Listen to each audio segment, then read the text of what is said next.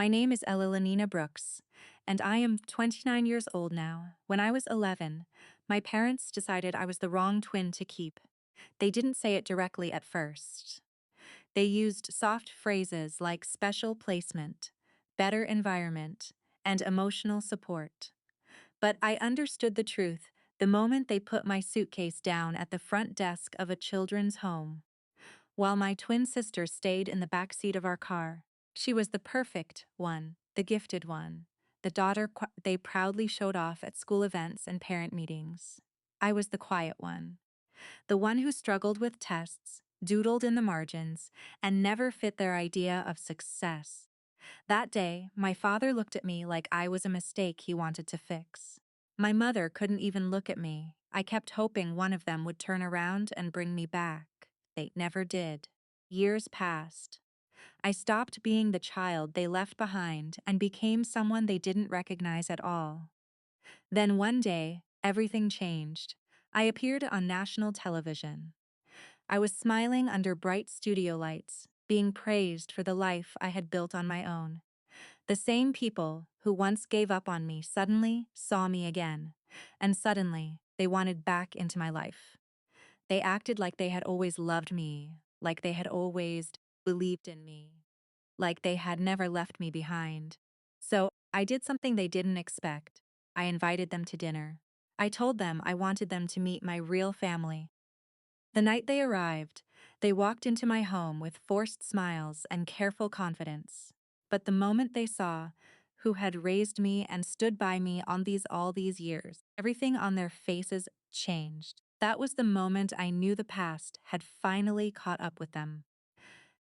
Before I tell you what happened next, I should go back and explain how I survived after they left me there. I loved Serena, and I still believe she loved me too. But being random with her always made me feel like I was standing in the shadow of something bright. Everyone saw her shines, and I was the one they called less. I wasn't stupid. I just didn't learn the way she did. Numbers didn't stay clear in my head when I was nervous. Time tests made my hands shake. I could remember stories and details perfectly, but I struggled to finish worksheets before time ran out. Serena filled pages with perfect answers. I filled mine with drawings, little characters, and stories I made up in my head. My father called it wasting time. My mother called it avoiding reality. At dinner, they never asked what made me happy. They only asked about scores. Serena's scores, my scores, and why I wasn't doing better. When Serena got 98, they celebrated her. When I got 76, they looked disappointed. Once my father tapped my report card and said, "Average is what happens when a child refuses to try." My mother added, "Your sister represents the Hartley name. You are making people question it." I was only 10 when I understood something painful. Love in my home was not given freely. It had to be earned, and was earning it faster than I ever could. The hardest part was Serena herself. She never used her success to hurt me. When our parents weren't around, she helped me with homework, gave me snacks when I was punished, and whispered that I was good at things they didn't understand. But she was still a child. She couldn't protect me from adults who had already made up their minds about me. The year everything broke, my parents were preparing both of us for an entrance exam to a well-known gifted academy. They told everyone they had twin daughters applying. They even showed brochures from my father's institute, full of smiling, perfect children, and words like excellence, discipline, and potential. Behind closed doors, I cried over practice tests until the paper turned soft and wrinkled in my hands. My father said crying was just an excuse. My mother said if I embarrassed them, it would be my fault. Serena passed the exam easily. I failed. Not slightly.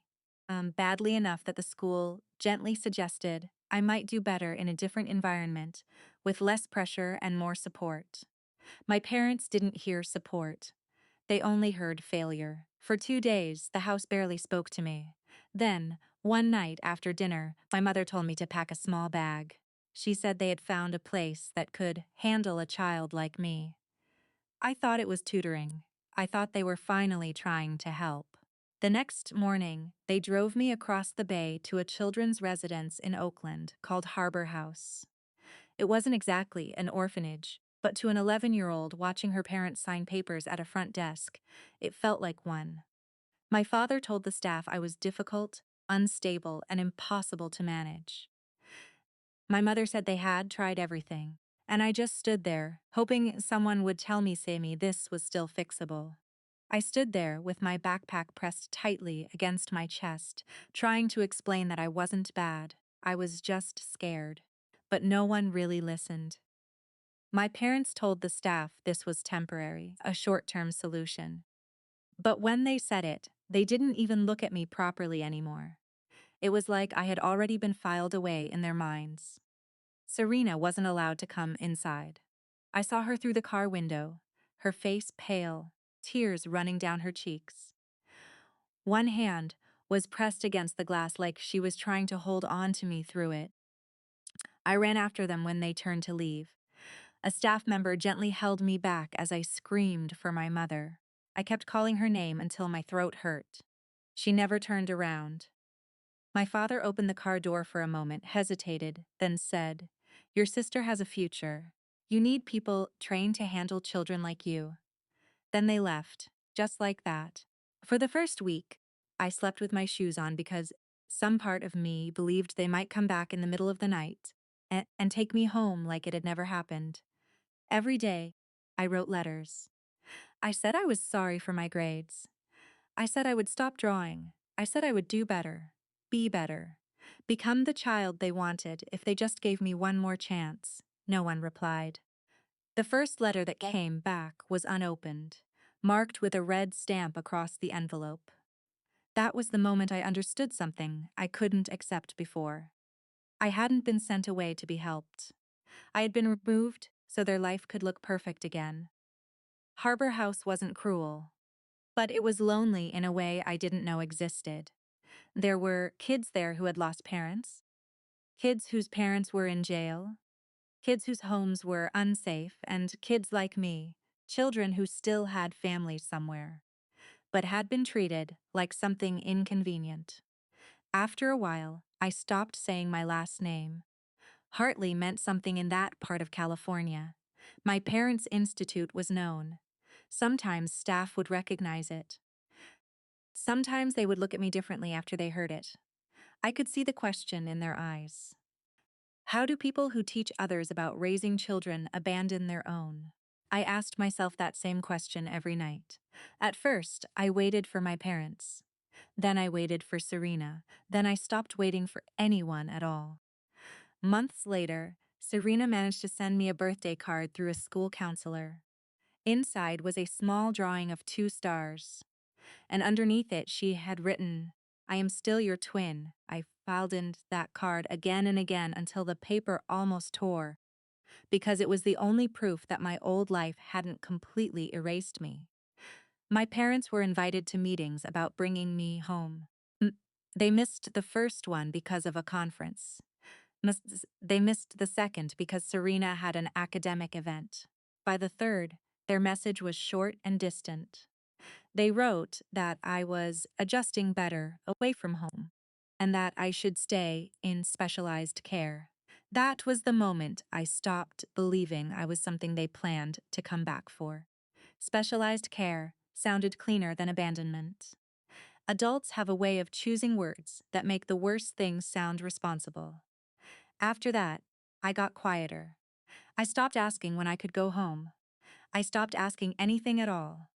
I still wrote stories, but I hid them under my mattress, like they were something I should be ashamed of. Then one Saturday afternoon, a woman came to Harbor House. She wore silver reading glasses and carried a canvas tote bag full of children's books. Her name was Ruth Brooks, and she volunteered in a literacy program for kids in residential care. She didn't make a big entrance. She didn't call attention to herself. She just sat next to me at a table and noticed the corner of a notebook sticking out from under my sleeve. I expected a lecture. That was what adults usually gave. Instead, she asked, "Do you write stories?" I shrugged. She smiled like that was a real answer. When you're ready, I'd be honored to read one. Honored. No adult had ever used that word for something I made. The next week, she came back with her husband, Miguel. He worked as a school bus mechanic. Quiet man, rough hands, calm eyes. He didn't talk much at first. He just fixed things. One day, he noticed the broken cassette recorder in the activity room, took it apart, and repaired it while we watched. Then he handed it back to me and said, "Writers need tools too." So I started recording my stories instead of writing them down, and for the first time, my voice didn't freeze. Ruth listened to every tape. She didn't just listen, she asked questions. About characters, about endings, about choices. Miguel built me a small wooden box to keep the tapes safe. They never treated my imagination like a problem. They treated it like something valuable. After a few months, they asked if they could foster me. At first, I didn't believe them. People came and went from Harbor House all the time. Staying was rare, staying forever felt impossible. But the process moved forward slowly. Paperwork, home visits, court dates, meetings where adults decided a child's entire future in careful voices. My parents were informed. My father sent a single email. He trusted the system to determine the most practical outcome. My mother didn't respond at all. Practical outcome. That's what I had become to them. Ruth cried when she read that. Just quietly, like she finally understood what I had been carrying. Miguel sat at their kitchen table in San Sacramento and said, "A child is not a problem you solve and discard when it gets hard." That spring, I moved in with them. Their house wasn't big. Nothing like the Hartley home. But it was warm in a way I didn't know a house could be. Books were stacked on tables. Mismatched mugs filled the cabinets. The backyard had old bicycles Miguel fixed for neighborhood kids. And for the first time, I felt like I could breathe without being evaluated. At dinner, no one compared me to Serena. Ruth asked what made me laugh that day.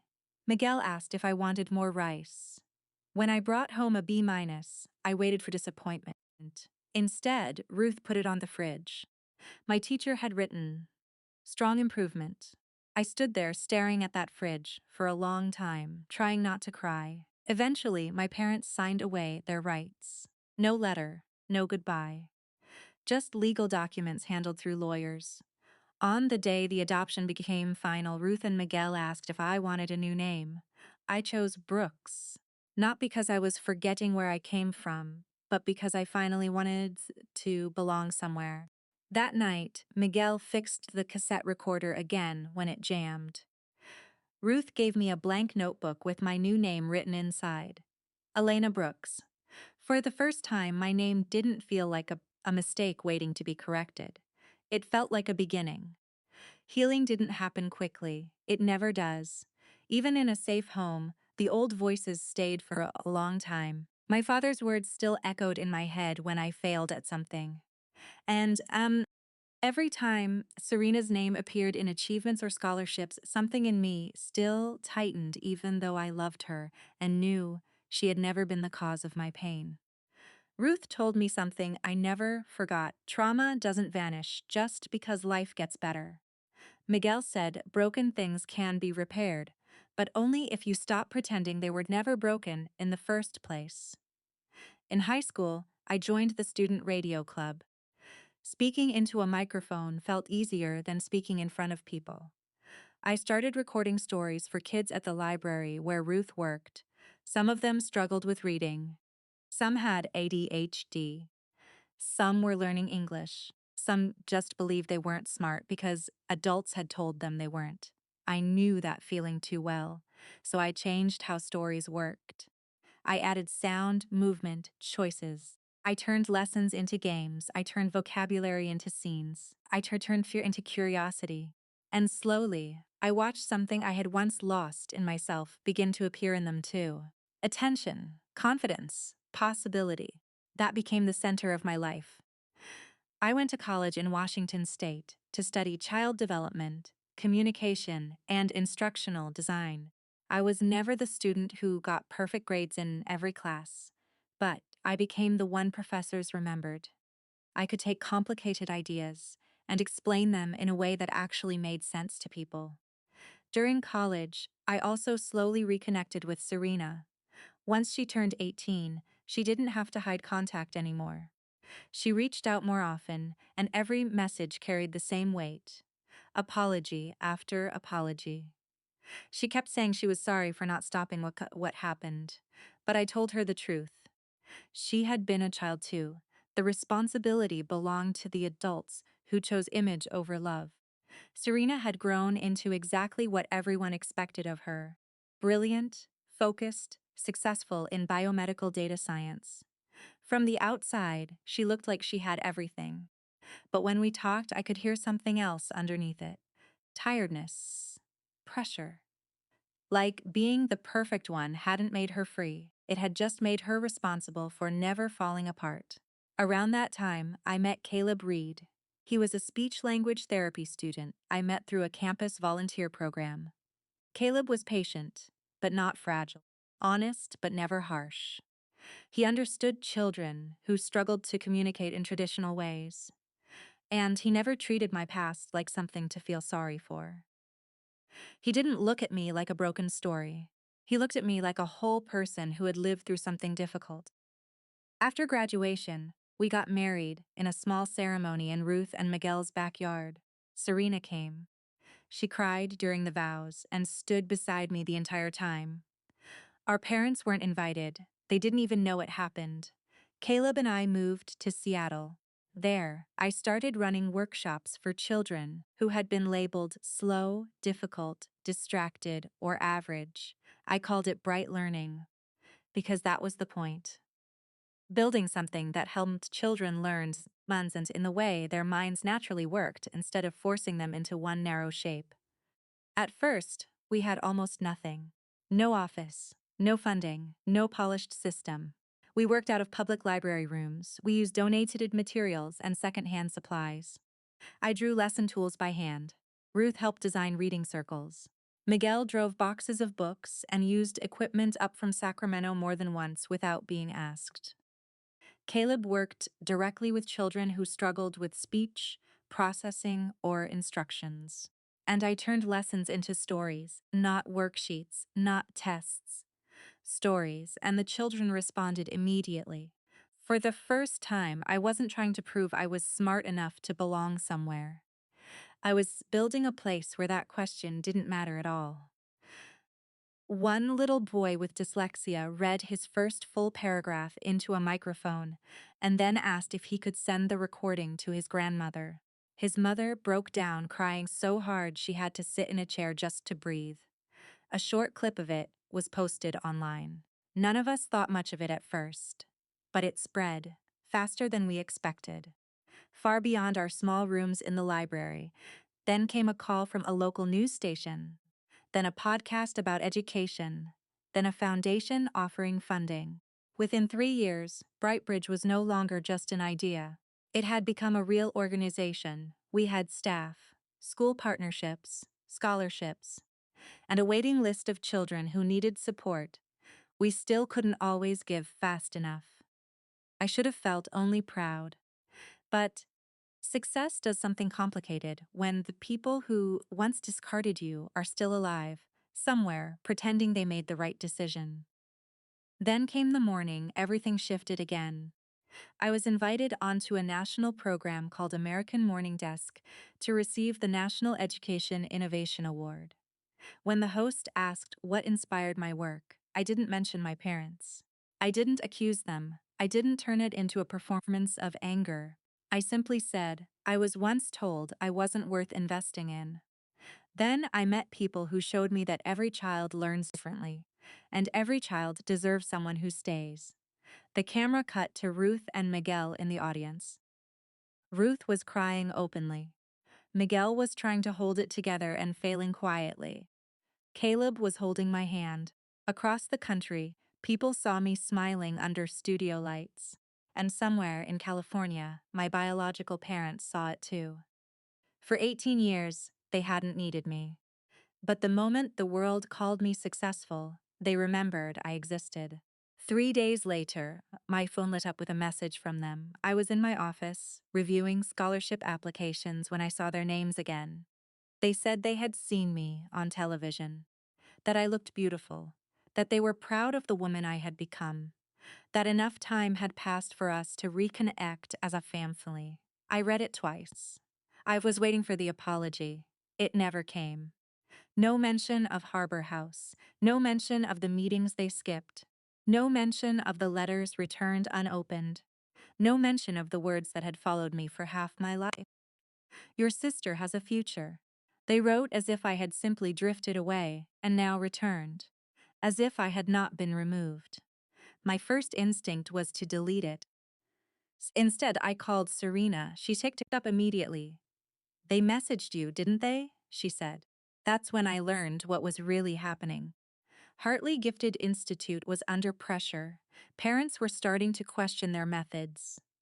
A former student had published an article about burnout and anxiety after years in their program. Their image was cracking. And then I appeared on national television. To them, I wasn't a daughter. I was a solution. Serena told me she had overheard it. My mother saying my story could be reframed as proof that the Hartley family produced excellence, even under unconventional circumstances. My father had said, "People love a comeback story. We just need to bring Elena back into the family narrative." Family narrative. Not daughter, not apology. Narrative. Caleb found me at the kitchen table that night, my phone still glowing with the message. He didn't tell me what to do. He only asked, "What would give you peace?" I thought about it for a long time. Ignoring them would protect my silence, but not my story. Responding publicly would turn my past into entertainment before I was ready. Then I thought of Ruth and Miguel, of every dinner where I had been treated like I belonged without having to earn it, of every child at Brightbridge who was still being told, in one way or another, that they were too difficult. My biological parents wanted a meeting with the successful version of me. Fine. But they were not going to meet only that version. They were going to meet the truth, standing beside me. I replied politely and invited them to dinner at my home in Seattle that Saturday. They responded within minutes, calling me Elena Hartley as if my adopted name were temporary, say. They even asked if we could take family photos. I told them we would see how the evening went. Then I invited Ruth and Miguel for the weekend.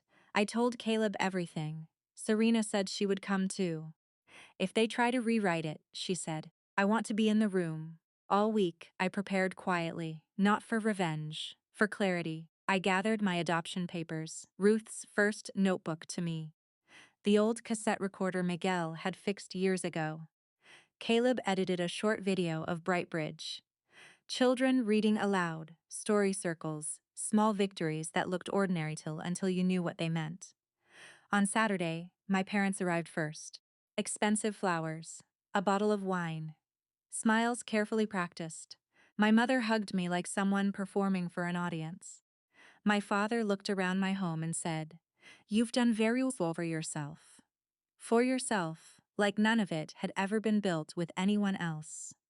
Then they stepped further inside and saw Serena. A flicker of surprise crossed their faces, quickly controlled. They still hadn't noticed Ruth and Miguel yet, seated calmly at the far end of the table. Dinner began with polite conversation sharp enough to cut. Forks tapping plates. Smiles held too long. My mother praised everything that kept her away from the past. My father asked about Brightbridge like it was a company report. And I let them talk. For now, the room went still. Not the polite kind of silence that fills dinner parties, but the heavy kind that arrives when something has finally been said that can't be taken back. My mother's smile froze in place. My father's fork stopped halfway to his plate. For a second, neither of them spoke, as if waiting for the room to correct me. Ruth's hand covered her mouth, tears already forming in her eyes. Miguel didn't move, but I could see it in his face. It wasn't angry. He was steady in a way that made everything else feel unsteady. Serena looked down at her plate like she was trying to hold herself together. Caleb's hand tightened slightly around mine under the table. I didn't raise my voice. I didn't need to. You want a family story, I said quietly, so I'm giving you the real one. My father recovered first. He gave a small, controlled laugh, like I had misunderstood something obvious. That's not necessary, he said. We're all emotional tonight, but what matters is moving forward professionally, not personally, not humanly. My mother leaned forward, her voice softer now, carefully shaped again. Elena, no one is denying your experience, but the world responded to you because of what you built. People want to understand that success comes from structure, from discipline, from standards. I almost smiled, because even now they couldn't see it. They could only see what could be used. Serena finally spoke, her voice quiet but sharp. Stop talking like she's a case study. That landed harder than anything I could have said. My father looked at her like she had stepped out of line. Serena, this is not. No, she cut in, shaking her head. It is exactly that. You always do this. Everything becomes a story for the Institute. Even her. Silence again. I set my glass down carefully. No gala, I said. My mother blinked. What? No appearance. No family narrative. No staged version of my life for your fundraising. My father's expression tightened. Elena, be reasonable. We are talking about stability. You would be helping families, helping children. I nodded slowly. And I do that every day, I said. Through Brightbridge. Without turning my abandonment into a marketing strategy. That word finally broke something in the room. Abandonment. My mother's face shifted. Just slightly, but enough. That is not what happened, she said quickly. We made a difficult decision for your care. Miguel finally spoke, his voice low and calm. You left a child at a facility and drove away. No anger. No exaggeration, just fact. My father turned toward him. You don't understand the full context. Ruth let out a small broken laugh. I think I understand enough, she said quietly. I took a breath. This was the moment I had been afraid of for years. Not confrontation, but distortion. The way they always tried to reshape reality until it fit them again. So I stopped it at the root. You don't get to rename what happened, I said. You don't get to turn it into discipline or structure or strategy. My mother's eyes filled now, but not in a way that reached me. Elena, we are your parents. A pause. Caleb's hand was still in mine. I looked at her. No, I said softly. You were the people I was born to. The words didn't land loudly. They didn't need to. Serena wiped her face quickly, looking away. My father pushed back his chair slightly, regaining control in the only way he knew how, through composure. This is clearly not productive, he said. We came here to reconnect, not relitigate the past, relitigate. Even now it was a case to them. I nodded once. Then there's nothing to reconnect, I said. A long silence followed. No one moved. Then I reached into the folder beside my chair and placed something on the table. My adoption papers. Right there between the plates and untouched food. I built my life with people who stayed, I said. Not people who left and later decided I was useful again. My father looked at the papers without touching them. For the first time, his confidence slipped, not into sadness, but into something closer to confusion. Like a system had produced an outcome he didn't recognize. My mother whispered, "We didn't think you would remember it this way." I met her eyes. "That's the difference," I said. "You didn't think about how I would remember it at all." No one spoke after that. Not my father, not my mother, not even me. The dinner didn't end with shouting. It ended with silence. And when they finally left, there was no performance of goodbye left in the room. Only the quiet realizations that the story they wanted no longer belonged to them. My father's face tightened the moment I finished speaking, like something in him had shifted from control to calculation. My mother turned slowly toward Ruth, and for the first time all evening, she really saw her. Recognition didn't arrive gently. It hit her sharply, like a memory she had tried to keep buried. Years ago, at an education panel in Sacramento, Ruth had challenged her views on gifted testing, arguing that you couldn't define a child's future at 6 years old.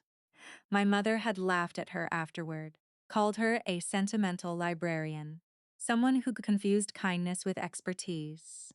Now that librarian sat at my table as the woman who raised me. Her voice dropped. "This is inappropriate." Serena scraped slightly.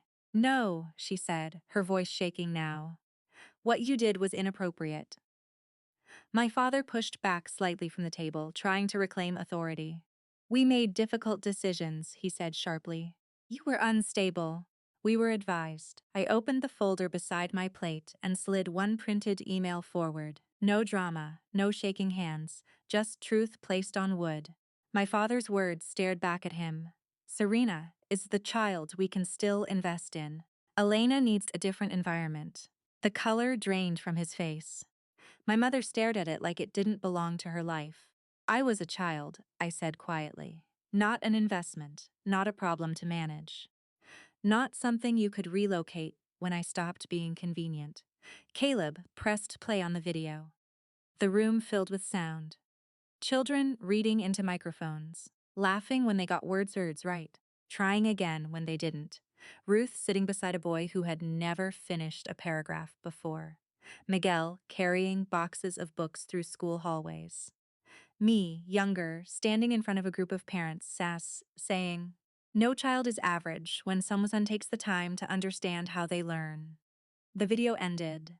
Silence returned heavier than before. My mother's eyes were wet. But her first words weren't an apology. "They're going to destroy us," she whispered. "Do you understand what this will do to us?" That was it. Not what did we do to you, but what will happen to us. I looked at her for a long moment. "That's the first honest thing you've said tonight," I replied.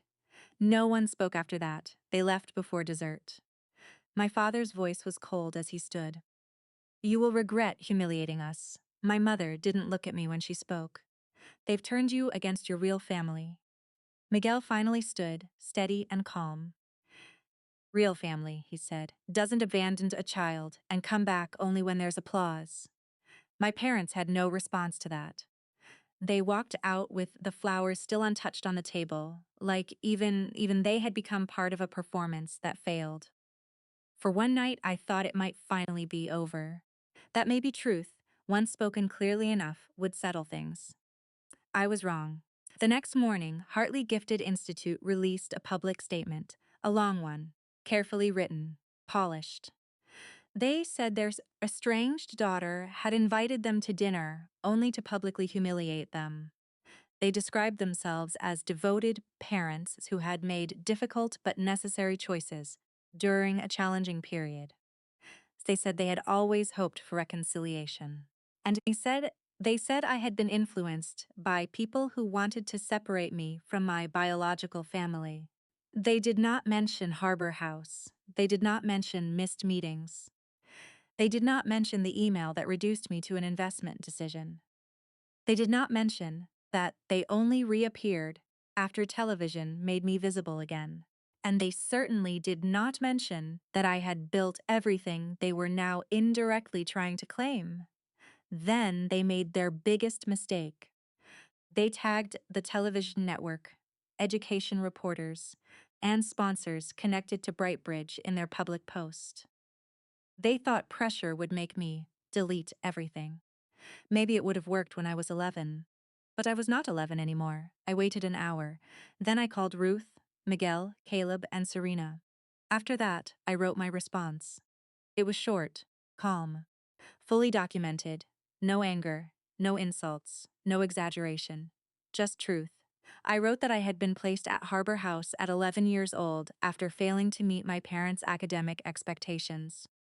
I wrote that Ruth and Miguel later fostered and adopted me after my biological parents stopped participating meaningfully in reunification efforts.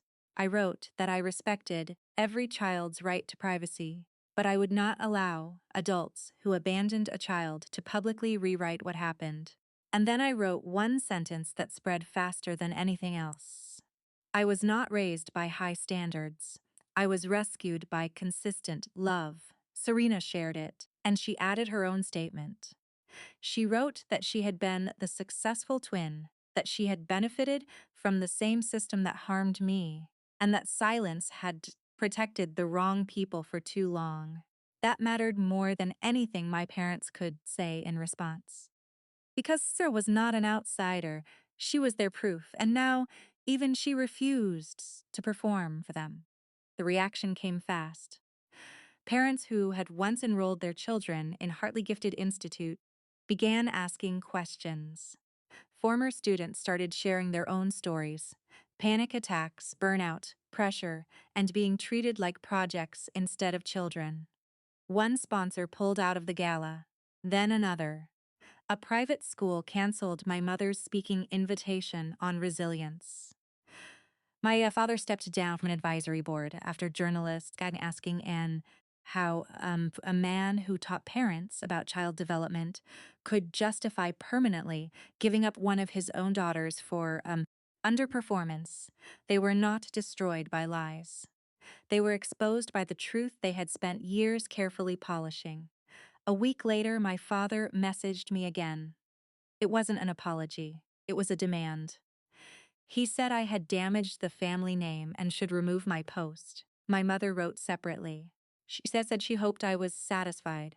I read both messages without the old reaction I used to expect from myself. No panic, no guilt, no urge to fix it. Just clarity, I replied once.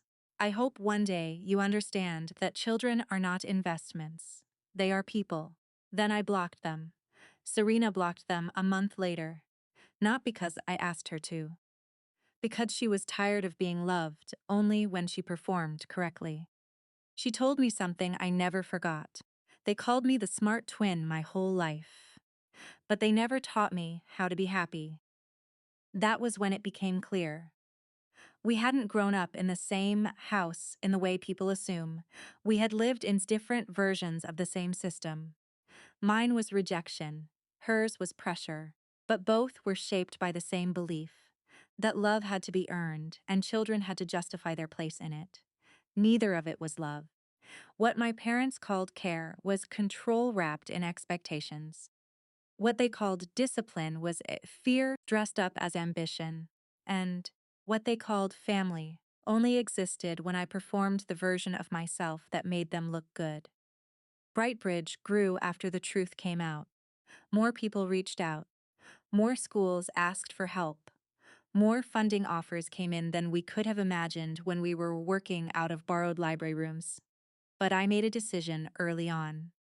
I would not turn my pain into a product, not into a brand of revenge, not into a spectacle, not into something that kept me tied forever to the people who once discarded me.